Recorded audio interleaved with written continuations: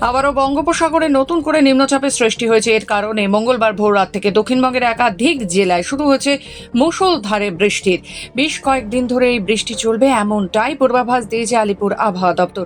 হাওয়া অফিস জানিয়েছে আগামী কয়েকদিন উত্তাল থাকতে পারে সমুদ্র। মৎস্যজীবীদের জন্য নিষেধাজ্ঞা জারি করা হয়েছে।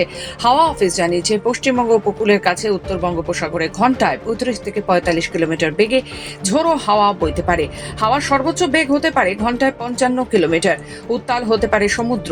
মৎস্যজীবীদের নিরাপত্তার কথা ভেবে মৎস্যজীবীদের গভীর সমুদ্রে আগামী 25শে অগস্ট পর্যন্ত সমুদ্রে যেতে নিষেধ করা হয়েছে।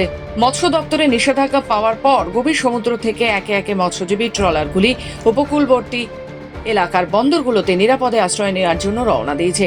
এ বিষয়ে সুন্দরবন মৎস্যজীবী শ্রমিক ইউনিয়নের সম্পাদক সতীনাথ পাত্র তিনি বলেন, হঠাৎই সমুদ্রের আবহাওয়া খারাপ হয়ে গিয়েছে। গভীর সমুদ্র থেকে মৎস্যজীবীদের বন্দরে ফিরে আসার নির্দেশ জারি করেছে মৎস্য দপ্তর। মৎস্য দপ্তরের জারি করা নির্দেশ অনুযায়ী বহু মৎস্যজীবী ট্রলার গভীর সমুদ্র থেকে ইতিমধ্যেই বন্দরে ফিরে এসেছে।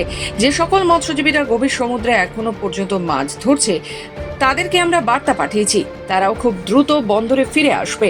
ইলিশের মৌসুম শুরু হতে একের পর এক দুর্যোগপূর্ণ আবহাওয়ার কারণে মাছ ধরার উপর নিষেধাজ্ঞা জারি করেছে বারবার মৎস্য দপ্তর। আর এর ফলে কার্যত সমুদ্রে ইলিশ থাকলেও মৎস্যজীবীদের জালে উঠছে না ইলিশের যোগান দিতে পারছে না মৎস্যজীবীরা। বাজারে এর ফলে ক্ষতির সম্মুখীন হচ্ছে মৎস্যজীবীরা। আবহাওয়ার উন্নতি হলে আবারও পুনরায় গভীর সমুদ্রের রূপোলি শস্যের খোঁজে পাড়ি দেবে মৎস্যজীবীরা। হঠাৎই সমুদ্রে খারাপ হয়েছে, মৎস্য দপ্তর থেকে আমাদের কাছে নির্দেশ এসেছে সমুদ্রে না যাওয়ার জন্য, কিন্তু যারা সমুদ্রে অলরেডি বেরিয়ে গেছে তাদের জন্য খবর দেওয়া হয়েছে এবং তারা ফিরতেও শুরু করে দিয়েছে। অব্দি সমুদ্রের অবস্থা এরকমই থাকবে।